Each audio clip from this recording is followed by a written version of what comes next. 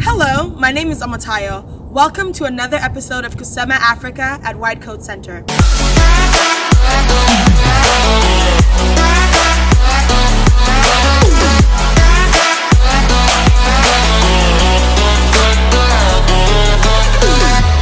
We're beginning a series where we ask Africans from a particular country what they think about Africans from another country. In this episode, we're starting with Nigeria and South Africa. So you already know what this is about. We are trying to elicit from Nigerians what comes to their minds first when they hear South Africa or South Africans. And one of the first things we want to respond to is the statement made by one of the people who said she thinks of HIV prevalence and beautiful scenery. When I think of South Africa, I think HIV hits. I think the prevalence there was very high. I don't know if it's still the same. Yeah, I think nice scenery. Now, this is Thomas. Thomas is South African, so he would hold the speech for South Africa and South Africans on this. I don't think it's that deep. Okay, it's not that deep. But yeah, so in responding to that, Thomas, maybe I should we actually went to check out the statistics, and this is a report by an official government agency here in South Africa released last year, 2017, given the statistics of HIV prevalence in South Africa. So maybe you should just break that down. She's not wrong. When a lot of people think South Africa, they do think HIV and AIDS. And the statistics support that. Right. Currently, 12.57% of the population has HIV. And South Africa ranks amongst the highest in the entire world. And the other one about beautiful scenery. Yes, South Africa has a lot more to offer than just HIV statistics. That's right. I mean, there's the Table Mountains In Cape Town.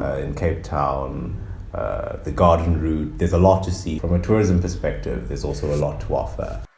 Basically, I just feel their infrastructure, the system of government, the way they run their stuff, like different from our own. The corruption is like on rampant here. Then that place is there, but not that evident. So it really helps the economy. So if you are a business person, Right.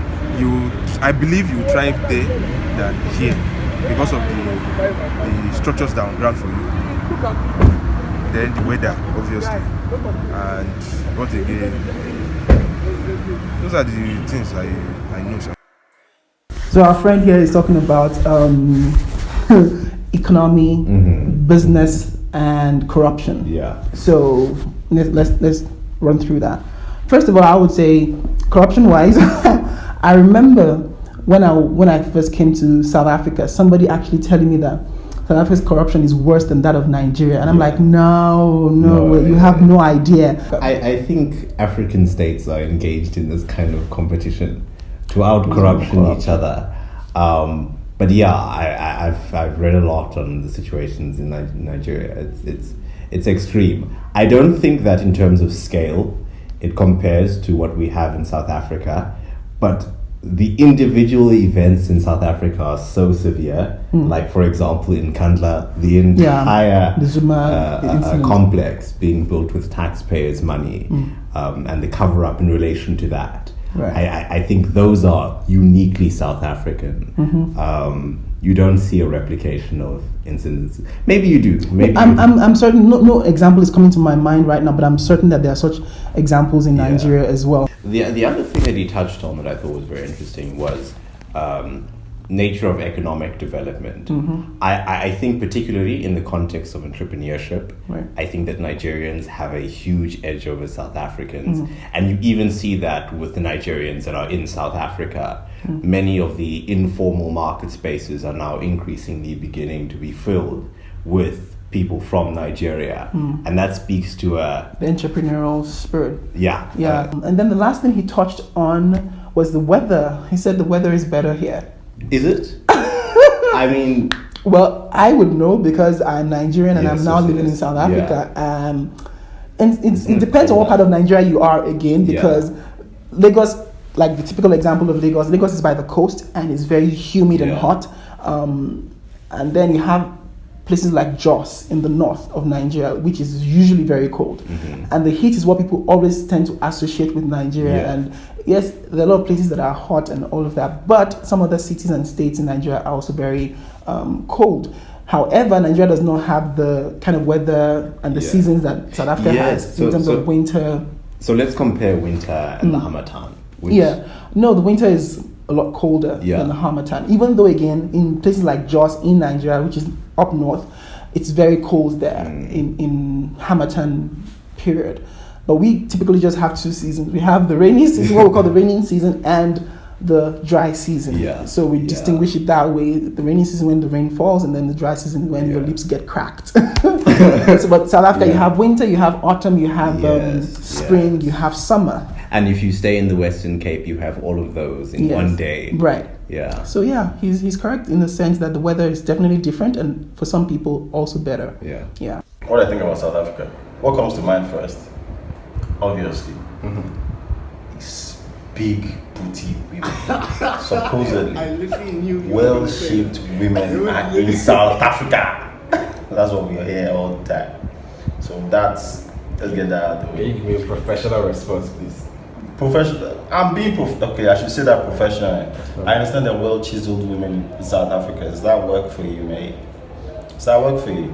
Okay, I also understand that it's a fantastic place for wine. Supposedly, a lot of good wine comes out of South Africa. Yeah. Supposedly, because I'm Nigerian, it's also a place I don't want to go because there's a lot of xenophobia. Supposedly, South Africa men have a problem with Nigerian men. Supposedly, we're taking the jobs, we're taking their wives, and so on and so forth. Yeah. Oh yeah, I'm not in any mood to go there anytime soon. Because supposedly I'm an endangered species. I will not be visiting South Africa anytime soon. Yeah. Okay. That's very honest, and I like that he was chilled about it as well. So let's. I will throw the booty part to you. Okay. You're a South African. Yes. Have you seen your South African women? No. They are bring they well it. chiseled? They bring it like it's fire. He's spoken about weather. We are burning this side. Oh my goodness. But I don't think it's not as though Nigerian women are not in and of themselves fantastic. I have seen... No, but I mean, it's that typical perception that a lot of South African women really are blessed at the backside. Yes. It's true that that's the kind of stuff that goes around. And being here, I've seen it. And many times I've told my wife that, what's about these South African women, you know? I'm like, what the flip? But yes, like you said, there are a lot of beautiful Nigerian women. But as a matter of fact, I think we have more beautiful women in Nigeria. Yep. Well, love to debate. I won't comment. As for the wine, yes, wine also. That's a very big thing in SA. We're very large exporters of wine. Yeah. And I think we enjoy drinking it as well. Okay. And then the third thing he mentioned is about being an endangered species. Yes.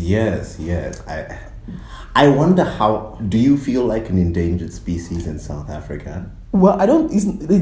that's kind of too deep. Making it like dramatic. You are being... They're hunting to kill you, that kind of thing. No, it's not that deep. But I get what he's saying about the xenophobia. When you say you're Nigerian, there's a tendency for people, especially in certain spaces, to kind of look you up twice and like, are you into dodgy stuff? That kind of thing. It's unfortunate. I have been at the receiving end of xenophobic statement before in South Africa, where somebody particularly addressed me that that's how you foreigners do, you know. But it was coming from somebody who didn't know better. I always say that the issue with xenophobia in South Africa is that there's lack of understanding of what foreigners bring and contribute to South Africa, and that's why probably people then tend to go out and say that they are the ones causing the problem. I think the issue from both sides is an issue of perception. So in him saying he doesn't want to visit South Africa anytime soon, it's because he has a perception of a heightened degree of xenophobia. Not to say that this situation is not severe, it's very severe. But also South Africans have a heightened perception or a construction of what they think Nigerians are. And I think that is what inspired much of the differences.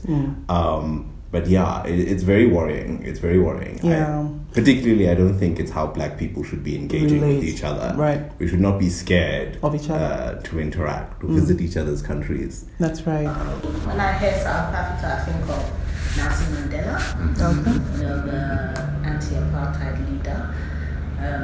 You can't talk about South Africa's history without mentioning Nelson Mandela. Who fought for freedom, and the freedom that many South Africans are enjoying today. When I think of South Africa, I think of Table Mountain. That's one on my bucket list. I have to visit one day. South Africa, xenophobia. I have people that have had personal experiences, when they have been to South Africa. So for me, it's a little scary, but I know there's more positives than negatives to think of when you think of South Africa. Oh yes, the food. Is it Simba? Simba that does a cooking show. Yeah, she has a great cooking show. And she's from South Africa as well. I think. Oh, and the wine. You can't forget South Africa without thinking of the wine. They have great wine from South Africa as well. Yeah, I've actually been before, but I must say I would like to visit sometime soon. She's talked about Table Mountain. We already talked about that earlier on, being one of the tourist destinations for South Africa. Then she talked about the wine. We've already mentioned that earlier on. She talked about xenophobia, and then we mentioned that as well. Then she talked about Nelson Mandela. Yes, Mandela. Yeah. The icon. Why are you hesitating with this Nelson Mandela part? Don't you agree? I think with the passage of time, South Africans have begun to reevaluate Mandela's legacy. Very true. As is appropriate. He is not God. He's certainly done a lot. And I think every South African owes him a debt of gratitude. Right. But I think now the question is, in which direction does South Africa want to point itself? Some of the policies of Mandela and the ruling ANC, not to get too political. Yeah, I get that. Have increasingly begun to be criticized. And I think that's healthy. And a lot of people have also said that it's not just about Nelson Mandela who was part of the struggle. He was a big face of the struggle. But there's so many other people, Walter Sisulu, O.R. Tambo, many people who took a gun, who took a bullet rather for the movement. And so just... Not to mention even the thousands and thousands and thousands of unnamed... people who died for the struggle. Yeah. And then she mentioned a cooking icon, Simba, right? Yes, Simba. Yeah, that must be thanks to DSTV, I imagine. Yeah. She must have seen that on DSTV. Yeah, so she's very, very well renowned here in South Africa. So good to know. I hope Simba will watch this and we'll give you a shout out. Just give her a shout out. Seeing this, clearly she doesn't need the publicity. Probably, but hey, we're not small fries here. White Coast Center in small fries. When I think about South Africa, even though I've never visited, the first thing that comes to my mind is how they are so economically diverse and they have a lot of good things going for them. But then, more on the, let's say, a bit negative side, we've had the apartheid regime. That's probably one of the first things you might remember about South Africa. And of course, Nelson Mandela, one of the greatest people who ever walked the continent, and how he fought for freedom. So if I think about South Africa, I think about apartheid, I think about the economic diversity, I think about tourism, and I think about Nelson Mandela and how a single man can change the face of a continent. That's how I see South Africa.